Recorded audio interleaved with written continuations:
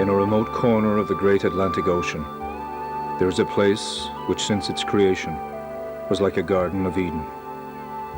But 500 years ago, that was all to change.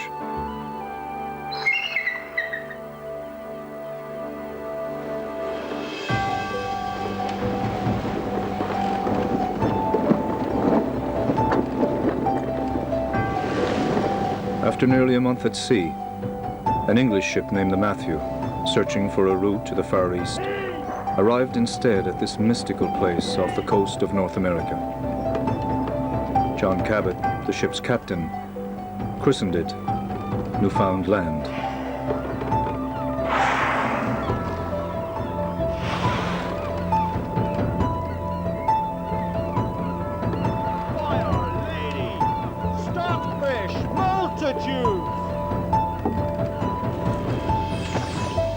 He described a sea so thick with codfish that they slowed the progress of his ship. Little did he know it, but Cabot had discovered the richest northern waters on Earth.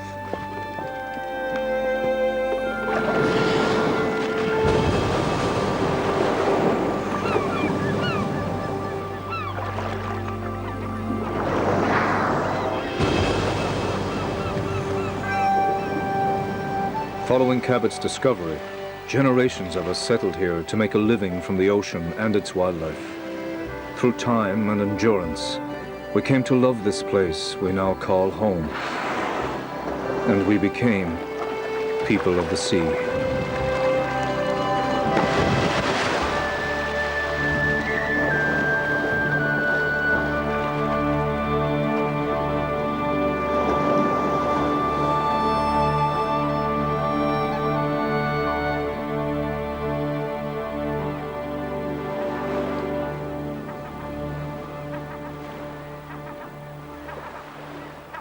In Newfoundland, we have an ancestral bond with the sea and its wildlife, a bond which has shaped our very livelihood and culture. And when you're born and raised here, the sea becomes something more than just a physical presence. Something deep and spiritual that goes down deep inside you. It becomes part of your soul, part of your heart, something that's always with you. It was on these islands here, a number of years ago, that I began studies of this system. Studies that were to convince me forevermore just how delicate the balance in this ocean environment really is. It's difficult now to grasp the incredible diversity, the richness of what this system was like when European man came here approximately 500 years ago.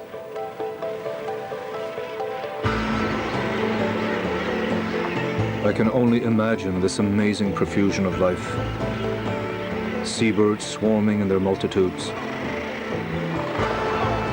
feasting upon the vast shoals of fish which once teemed here, and flotillas of whales, so numerous as to be described by early sea captains as the greatest threat to navigation in these waters.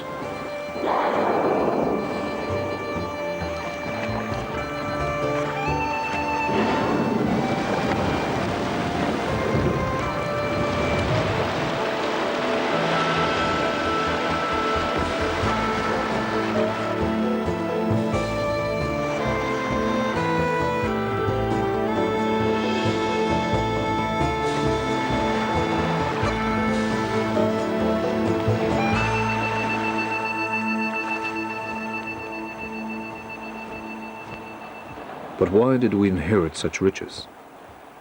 What makes these waters of ours so unique? Some of the answers lie inland. Compared to the sea, parts of the interior of Newfoundland are so harsh we sometimes call it the rock. Animals do survive here now, but as little as 10,000 years ago, huge glaciers scoured the land to bedrock. Great sheets of ice, a mile deep, carried valuable soil and minerals down into the coastal waters. These nutrients fertilized a large area of submerged land, known as the Grand Banks.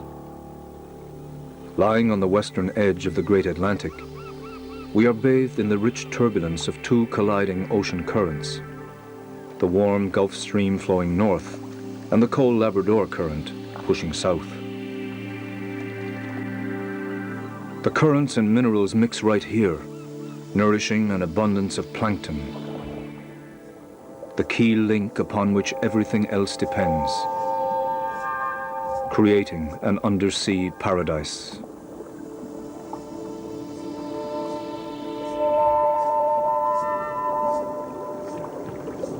Plankton flourish in the summer sunshine, filling our coastal waters with a pulse of new life.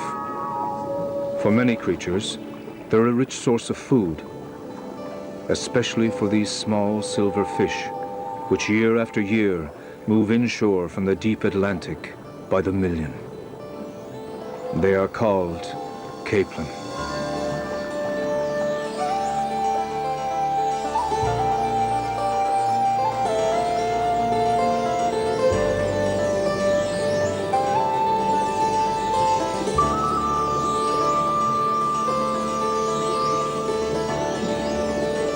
It is awesome to watch these tiny fish sweep towards our coast, blackening our bays with their sheer abundance.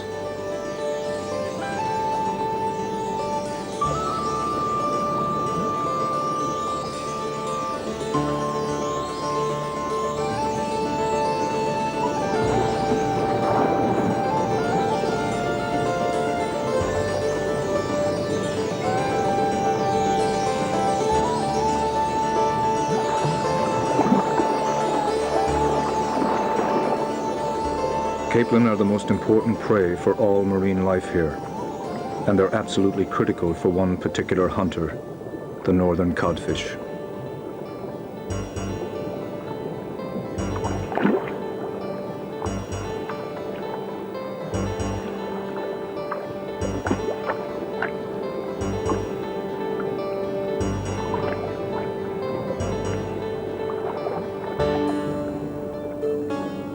In the past, cod were so plentiful that they could be caught by dipping baskets over the sides of ships, or even by dogs leaping from the shore. Spawning on the shallow Grand Banks and in our many bays, cod once existed in schools that were literally 5 miles wide and more. We swam in a sea of fish.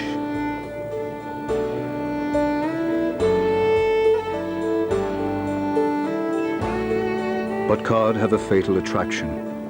Firm white flesh, free of oil and bones. To man, they were irresistible.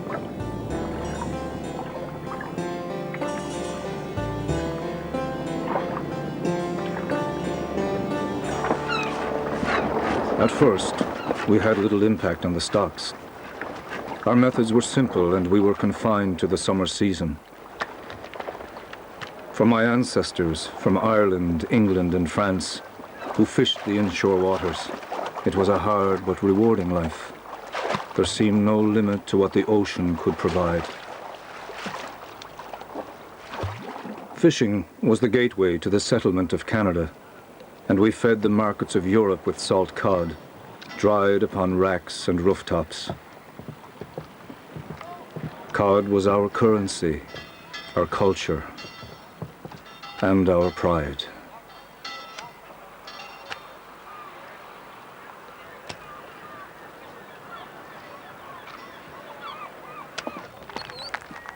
Through the 1950s, technology rapidly advanced and our fishing efforts increased.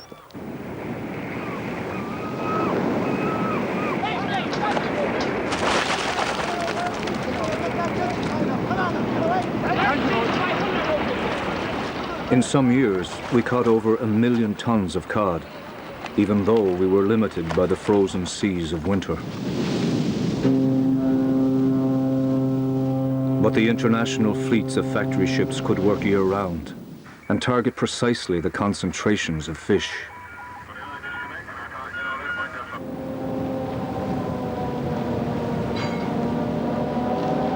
By 1977, stocks were in serious decline, so Canada banned foreign ships from these waters. But then, Incredibly, we ourselves ruthlessly pursued cod to the very brink of extinction.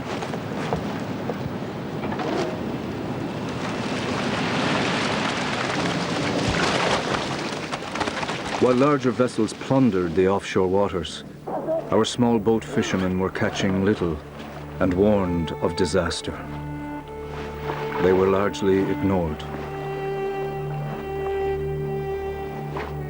Only when it was too late, when it no longer made economic sense to fish, did the government take decisive action.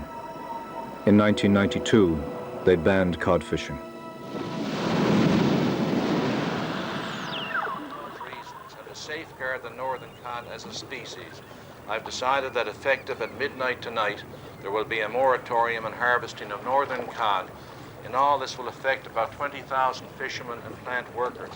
Fishermen will have a grace. With this one devastating announcement, almost 500 years of cultural tradition was halted. It seemed inconceivable we had decimated the once endless stocks of cod, but we had. We blamed scientists, we blamed foreigners, we blamed politicians, but ultimately we had to blame ourselves. To add to our despair, we had no idea if the cod would ever return. And some described it as the blackest day in our history.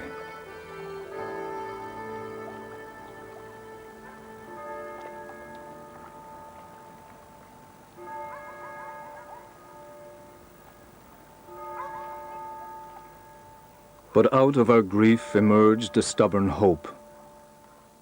Although the cod were at the point of commercial extinction, the secret for their recovery, their food supply, was still very much alive.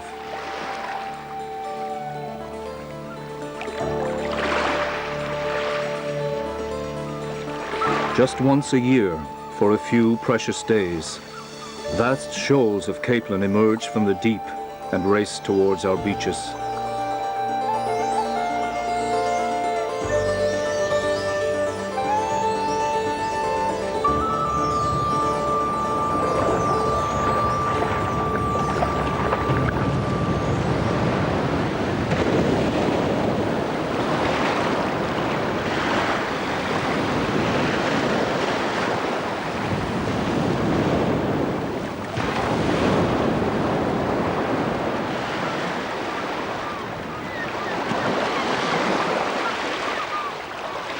Driven by the urge to spawn, wave upon wave of capelin throw themselves ashore. Capelin live for 4 years, but this only happens once in their lifetimes. Males and females unite, casting sperm and eggs into the fine sand.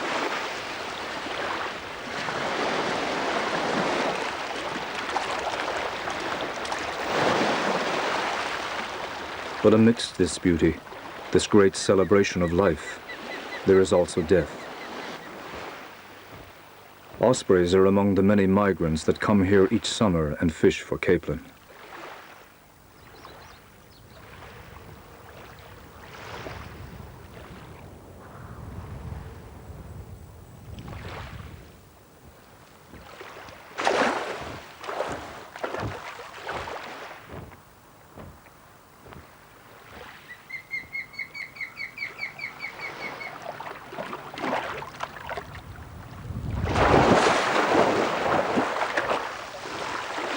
Beyond the shore, the capelin face an even greater threat.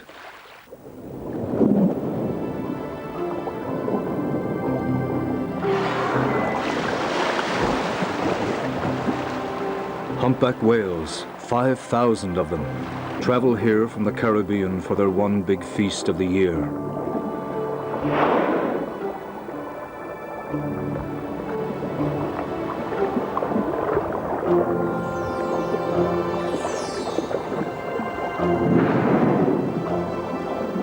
The whales cooperate in herding capelin using a curtain of bubbles. For such huge animals, it's a delicate maneuver.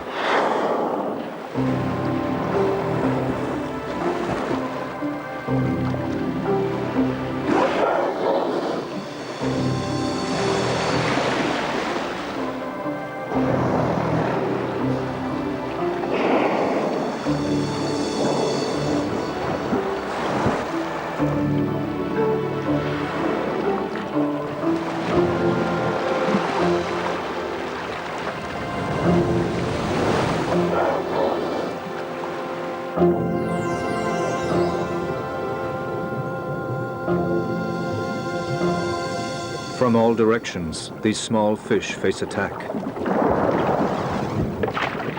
Gannets fly underwater in pursuit of capelin, transformed from ghost-like figures to a shower of white arrows.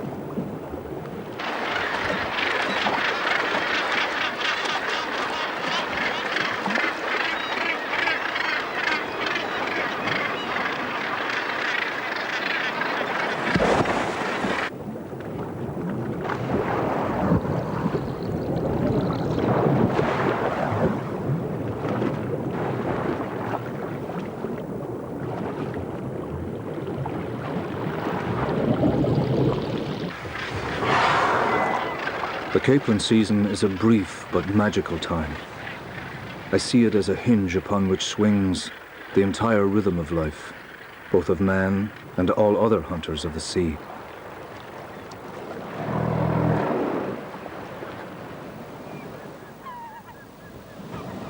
Deprived of scraps from fishing boats, gulls now rely more heavily on capelin for survival.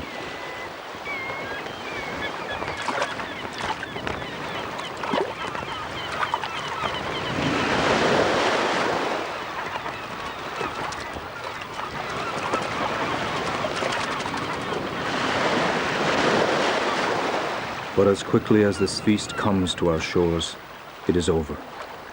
Most capelin die after spawning, but each female leaves behind more than 20,000 eggs.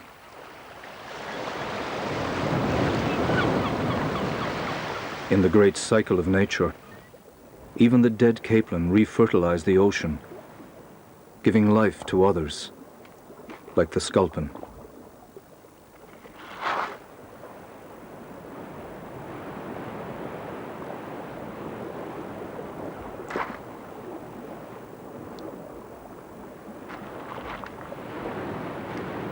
Flatfish too scavenge the dead, but they must be wary.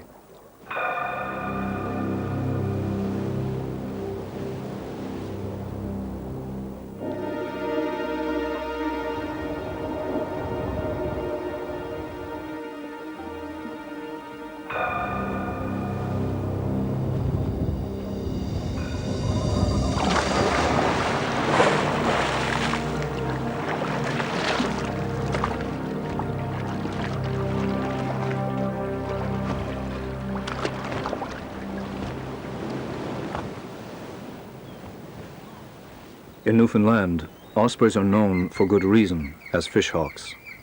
The sea provides enough food for them to raise a family inland, where taller trees provide firm support for their huge nest of sticks.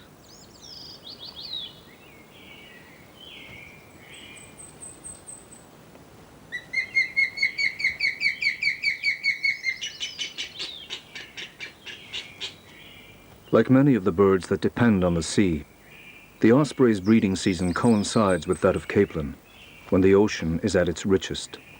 Such timing is critical to the survival of chicks.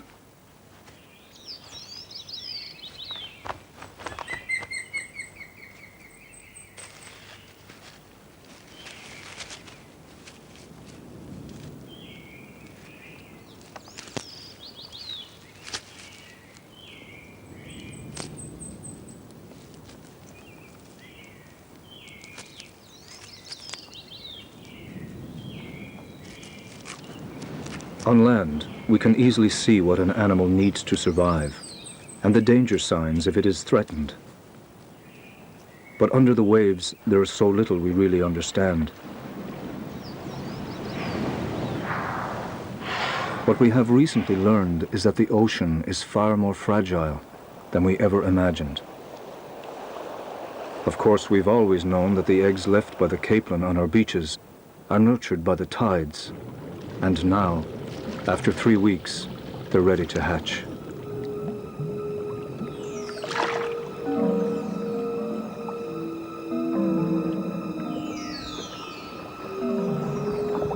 Unable to fend for themselves, the young capelin are at the mercy of predators and ocean currents as they drift in the world of the plankton. But we now know that they face an even bigger threat, a recent drop in sea temperature. Currents from the north are bringing greater amounts of Arctic water to our coast.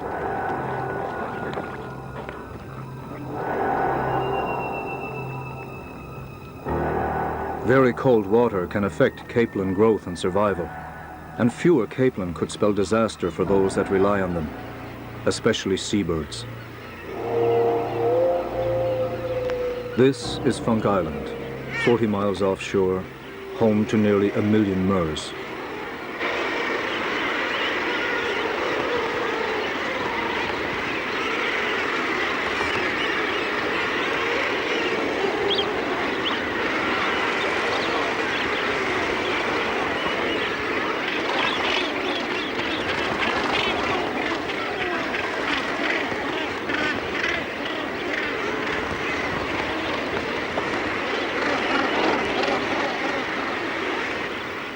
Each year, a colleague and friend of mine, Professor Bill Montevecchi, comes here to study the delicate balance between the birds, the fish, and the sea. I've been fortunate to be coming here to Funk Island for about 20 years, and I've sampled fish from the seabirds that they bring back to their chicks. And I use that information to try and get information about the fishery.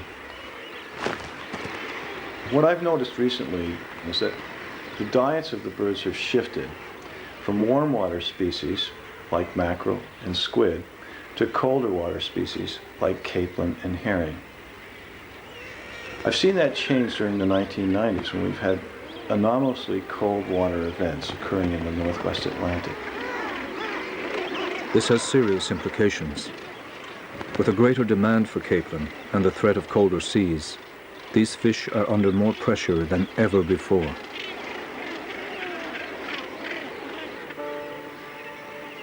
But now, as autumn nears, those few capelin that survive the rigors of spawning and the many predators move into the deep. The coastal waters gradually drain of life.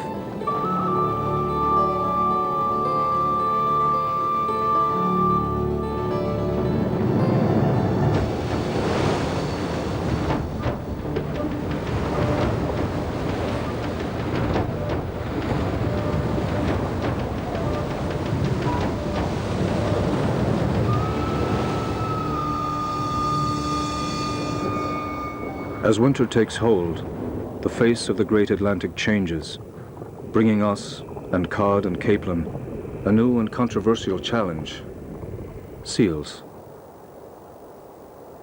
For a few brief weeks, the sea ice around our shores becomes a nursery for literally millions of them. Hooded seals are capelin eaters, but they come here not to feed, but to give birth. The mother's milk is so rich from the season's fishing that she only needs suckle her pup for 4 days, the shortest period of any mammal on Earth.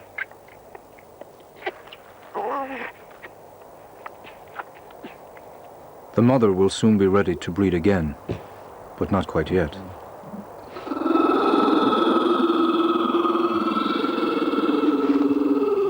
And the males have a remarkable way of showing off.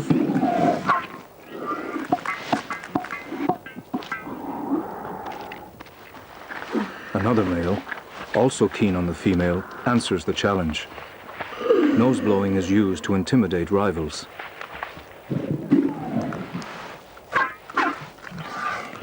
But in this case, it's a red rag to a bull.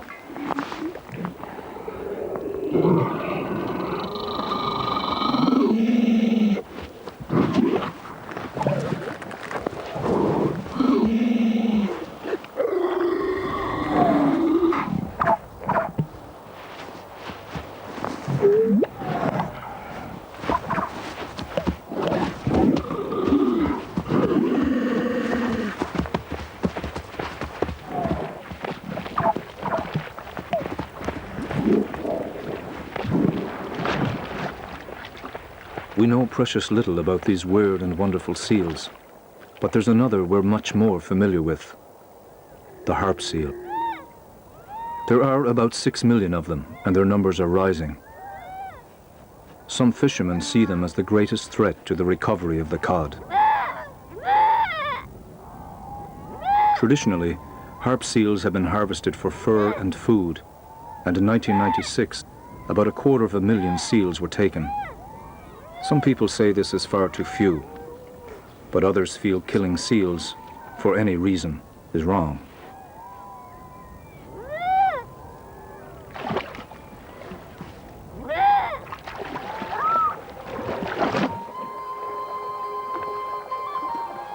But how serious a threat are seals to cod?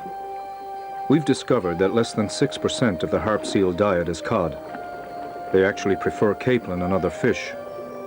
Still, 6% of the diet of 6 million seals means they're eating an awful lot of cod. There are no easy solutions.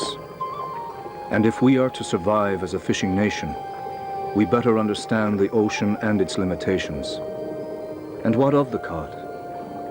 Despite our worst fears of extinction, some did survive.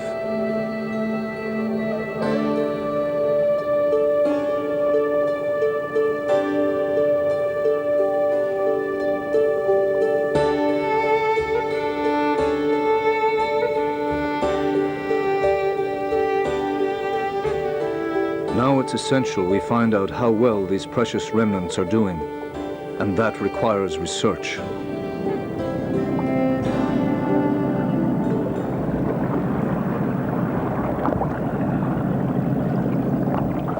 Fishermen like Tom Best are using their skills to find some answers. The Sentinel Fisheries program that we're involved in is about gathering information about abundance, about the size of fish, the amount of fish in the system. We're looking at just about every factor that can impact whether a fish is available to inshore communities and when. And we're looking at whether the fish is healthy. So there's a lot of valuable information that's being gathered.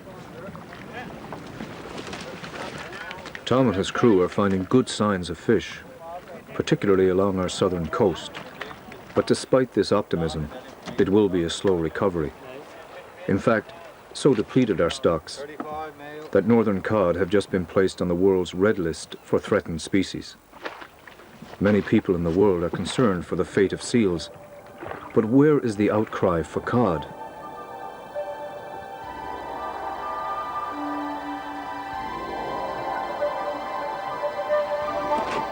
It's vital most of Tom's catch are set free.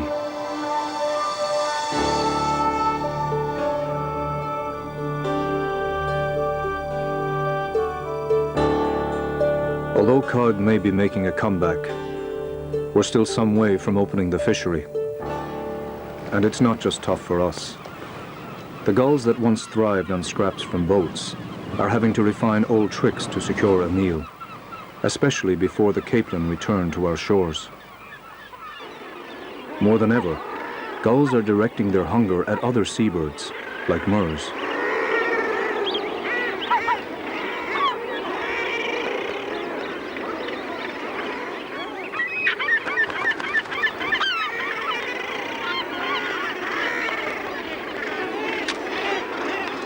But it's not just eggs that are taken. A hungry gull isn't choosy.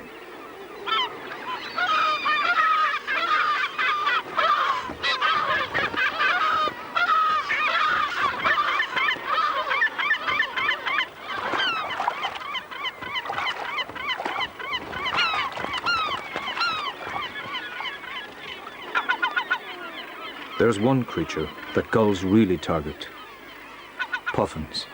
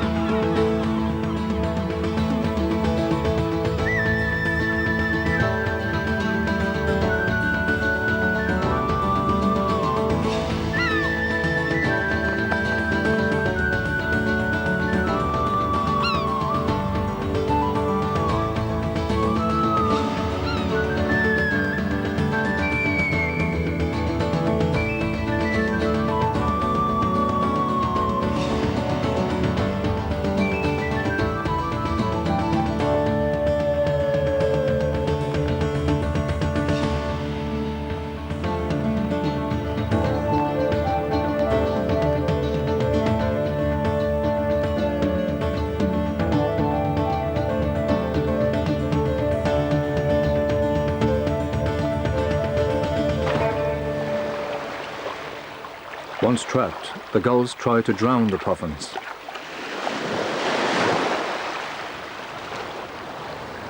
Many fall victim, but for others, the sea is their salvation.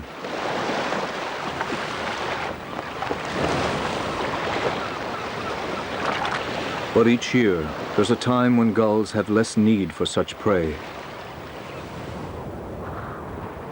It is June, a time when fog sweeps in from the Atlantic, smothering our shores. In Newfoundland, we call this Capelin weather. It is symbolic of good times to come.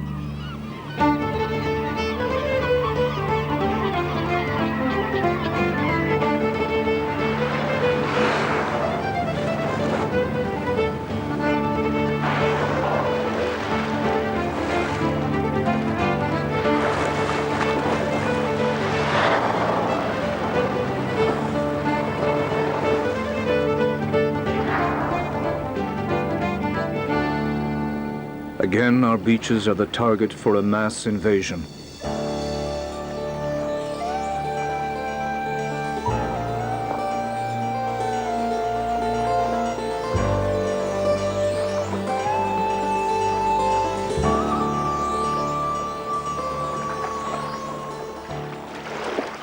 The Capelin have returned, and they've been anticipated.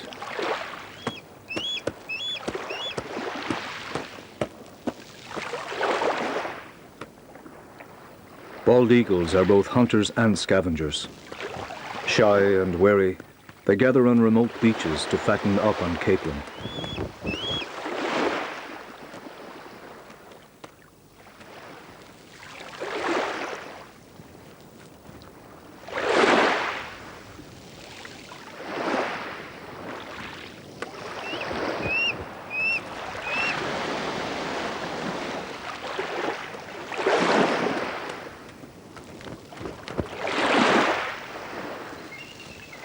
Bald eagles often scavenge leftovers from otters.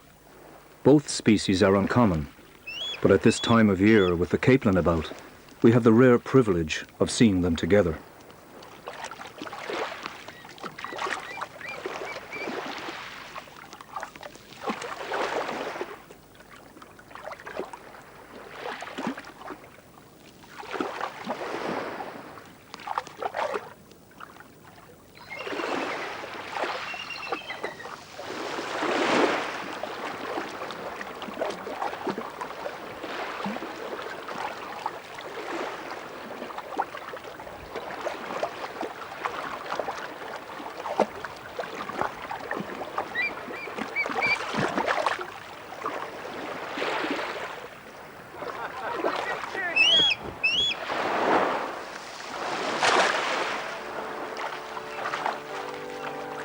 It's tradition each summer for us to go down to the beach to collect capelin for food.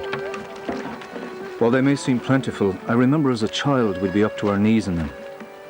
But today, these precious fish are a shadow of their former selves, which is surprising with so few cod to prey on them.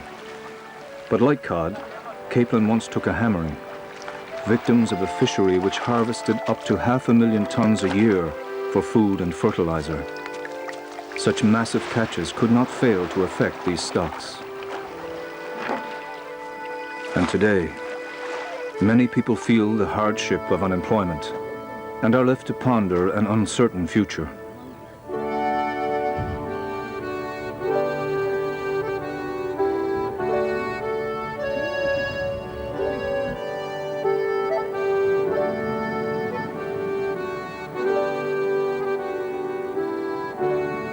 Our history was founded on cod, but indirectly it was because of capelin, the lifeblood of the ocean, that we were blessed with such riches.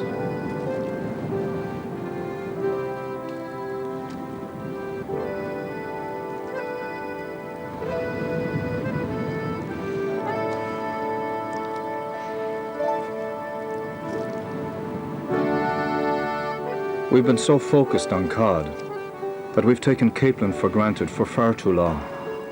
Now, more than ever, we're realizing we need to understand the life of this little fish.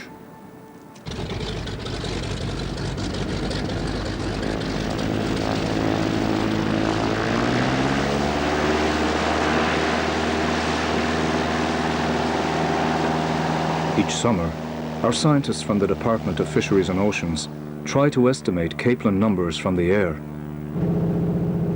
Usually the schools are so thick that they can be seen with the naked eye, but to get accurate information, the team is helped by computer imagery. So I guess we'll probably set up and Despite this technology, today's research program is reduced and only has the budget to check a few of our many bays. other island code.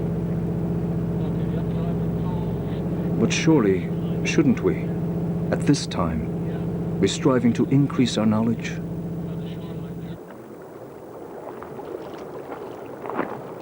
At least scientists are trying to discover how many eggs are hatching from the beach, and in the light of changing sea temperatures, how many eggs the females are carrying. 159. All this information is passed to the Canadian government. But do we now know enough to make the best decisions? Another one from DFO advising that the fixed gear capelin fishery in Placentia Bay will open at 6 o'clock Wednesday morning. That's tomorrow morning at 6 o'clock. DFO again advising that the winter. In 1996, the government surprised many of us by reopening the capelin fishery, setting a quota of 40,000 tons.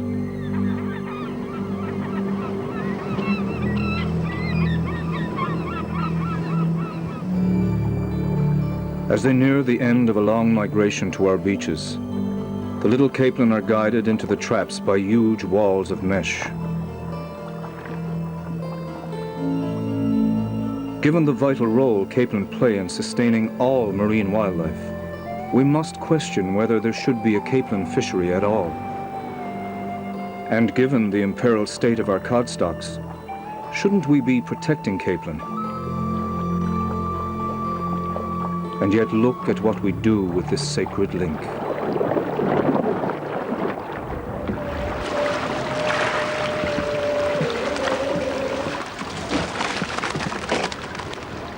The capelin are caught before they've even had a chance to spawn, reducing their numbers at a time when we can least afford it.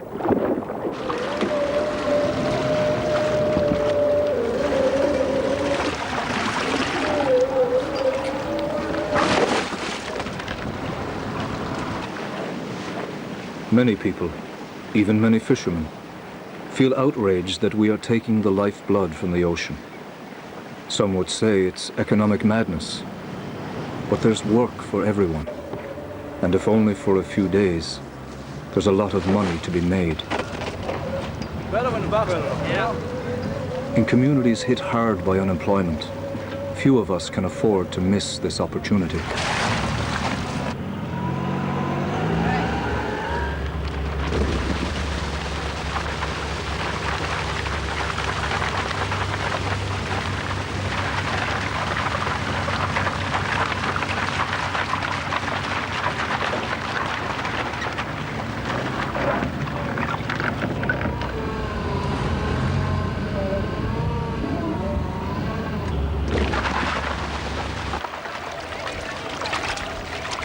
The capelin are searched for pregnant females of just the right size.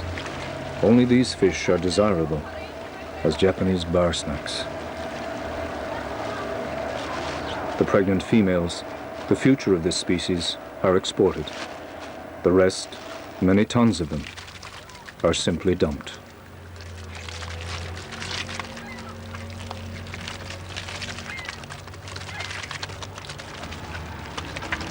I find it unbelievable that we allow such horrendous activities to take place, such wastage.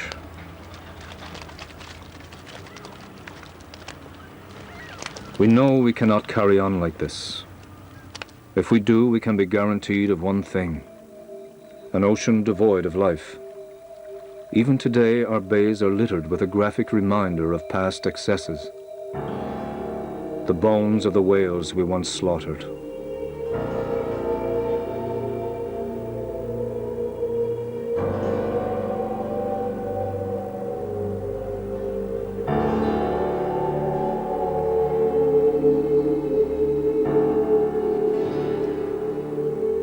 And when we deplete, we do so at great risk to ourselves. Many of our communities, built on the takings from the ocean, are now abandoned.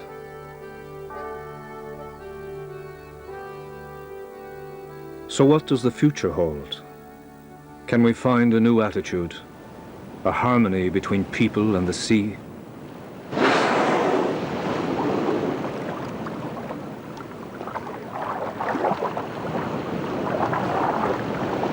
Well, I believe there is hope. There's hope for two reasons. One is the incredible resilience of nature. The other is the incredible spirit of man. Across Newfoundland, people like Gerald Smith are finding a new approach to wildlife. I was a whaler from '68 until 1972 when the whaling was closed. We had two small whalers right into the bay taking minke whales, and we had two more whalers outside taking the finback whales. I felt like I had to do something else. Taking whales, it was a way to go. But now to see people so excited about actually taking pictures of those whales, and nobody getting harmed, the people are not getting harmed, the whales are not getting harmed, and everybody are happy. I think it's magnificent. I'm really proud, and I think the people that's looking at them are really proud too.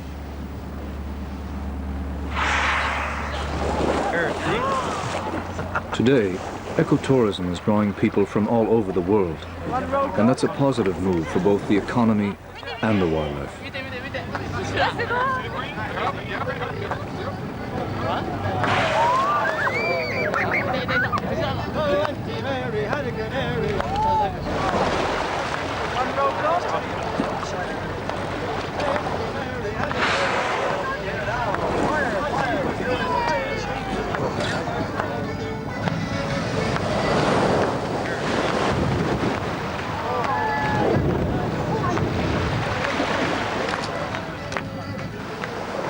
It's not just whales that are now thriving. Bald eagles were once extremely rare, but today numbers have climbed to over 400 pairs.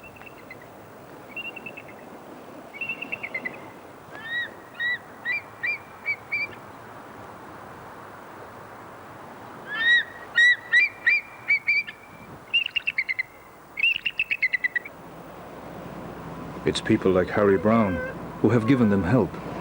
Once a cod fisherman, Harry now makes a living from lobster.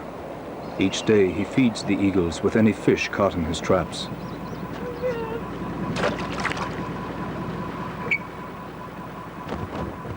Come on, David. Come on.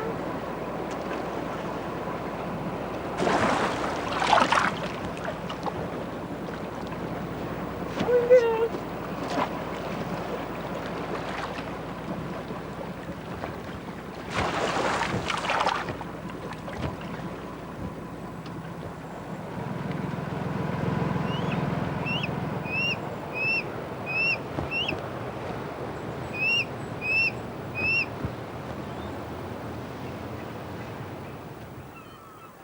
The reopening of our cod fishery remains uncertain, but we have patience and hope. And though everyone understands that if the fishery returns, it must be practiced with great caution, my fear is that, like nations worldwide, we'll return to our old, destructive ways.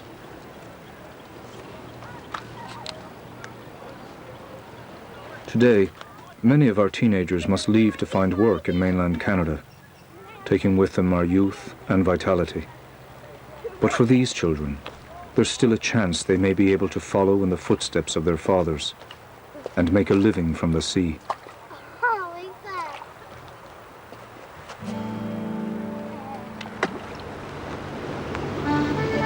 1997 is our 500th year since Cabot's arrival, and we look with some regret to the past, but with great hope for the future. The same determination that saw us make a life in this harsh land will, if we are careful, bring back our dream, an ocean filled with fish. And our dream may come true. For while after 5 years without cod fishing, much of the ocean still remains empty, some of our bays are alive with young cod. These 5 years have also given us the rare gift of time. Time to ponder a new relationship, where people are not the masters of nature, but live in harmony with it. And time to realize that the future of cod and the future for us, the whales and seabirds, depends heavily upon this little silver fish.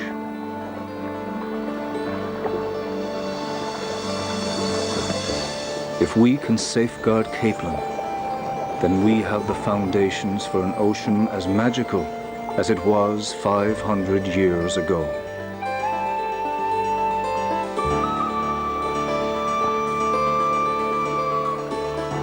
Throughout our history in Newfoundland, we've given many things to the world.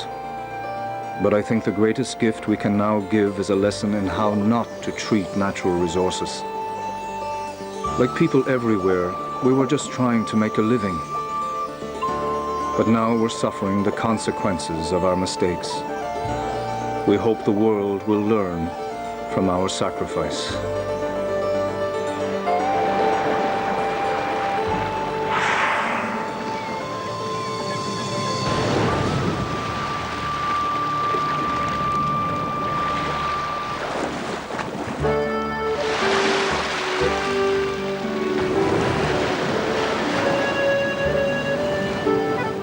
And a brand new series of The Natural World will be here on BBC Two in the autumn.